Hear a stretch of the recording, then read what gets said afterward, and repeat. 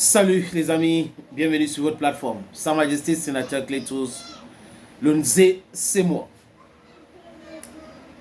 Le 2, le 3, le 4, le 5, le 6, le 7, le 8, le 9, le 10, le 11, le 12, le 13, le 14 et le 15 mai. C'était horrible à Djibo. L'impérialiste a envoyé ses chiens, lâché ses chiens avec les motos neufs, les téléphones Touraya, des billets de banque. J'ai dit les motos neufs.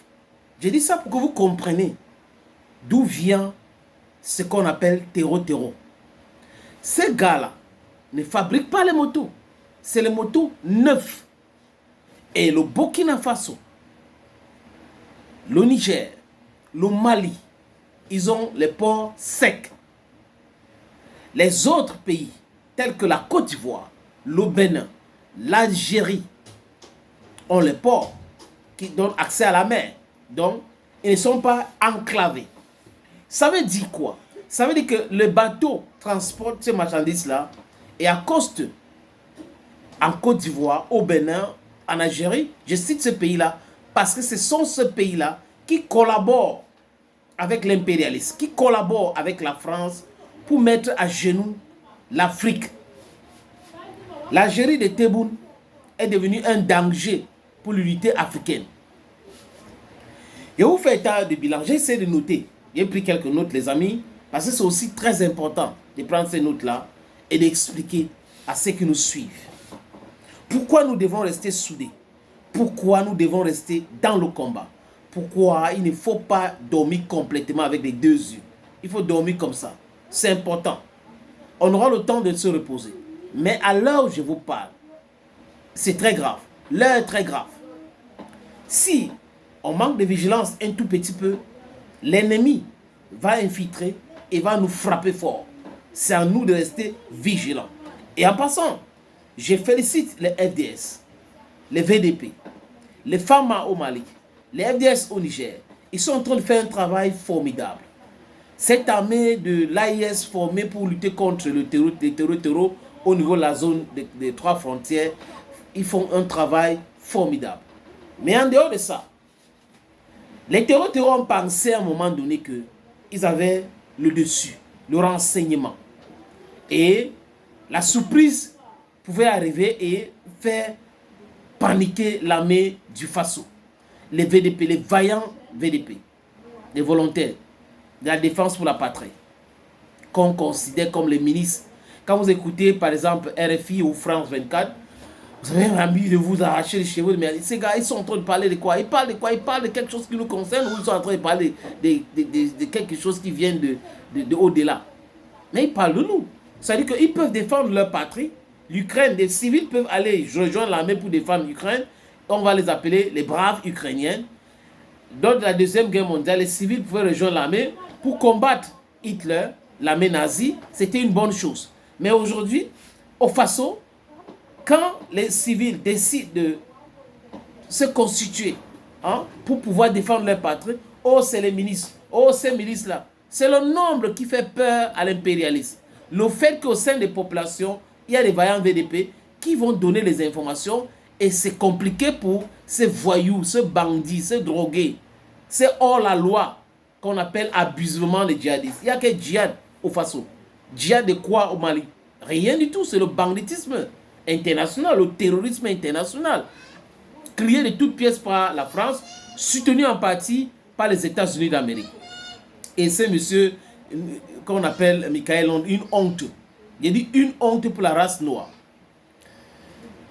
Je vous ai donné les dates. Du 2, le jour où j'ai perdu mon papa à l'hôpital régional de Boya. Il sera d'ailleurs enterré la fin de ce mois, donc le 31. Papa sera enterré. Merci pour tous vos messages. Jusqu'au 15. Il y a eu la brutalité dans la riposte de l'armée du Faso. Ah oui. Les frappes. J'ai dit que les frappes, les amis, c'est-à-dire que ça sifflotait. C'est ça. Je crois que les gars ont compris le message. Que Ibrahim Traoré n'est pas là pour rigoler. Il ne rigole pas avec les brigands. Il ne va jamais aussi pardonner ces hors-la-loi, ces voyous, ces bandits-là. Heureusement que nous sommes en 2025 et que beaucoup d'Africains ont compris le message. Sinon, ils seront déjà très loin dans leur plan de déstabilisation de Burkina Faso, d'arrestation ou de torture même d'Ibrahim Traoré. Mais ça ne peut plus marcher. Vous avez réussi avec Thomas Sankara, vous avez réussi avec Gaddafi, vous avez réussi avec Gbagbo. Nous sommes en 2025. It's not going to be possible. We're going to create havoc in your own country if you dare that. Donc, je vous ai parlé tout à l'heure de quelques chiffres, les amis. Figures don't lie. Le bilan, c'est quoi? L'armée du Faso a neutralisé plus de 500 terreaux. Les gars qui se pavanaient là, qui faisaient les selfies en disant nous sommes à Djupo, nous sommes à ceci, la quasi-totalité ont été anéantis. J'ai dit anéantis. Vous ne rêvez pas. 106 terreaux ont été arrêtés. 106 terreaux. Avec les munitions, c'était avec leurs motos et autres. Et 16 légionnaires français. 16 légionnaires français.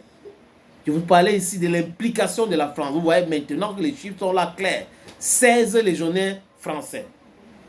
Et 4 Algériens. Quand je parle de Tebboune, la dangerosité. Le monsieur est très dangereux pour la cohésion africaine.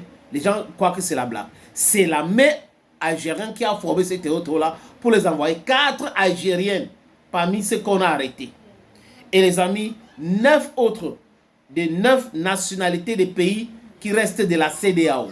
Vous comprenez que les pays de la CEDEAO sont impliqués. Le Bénin, la Côte d'Ivoire, d'Alassane Dramatique Ouattara, l'Algérie qui ne fait pas partie de la CEDEAO.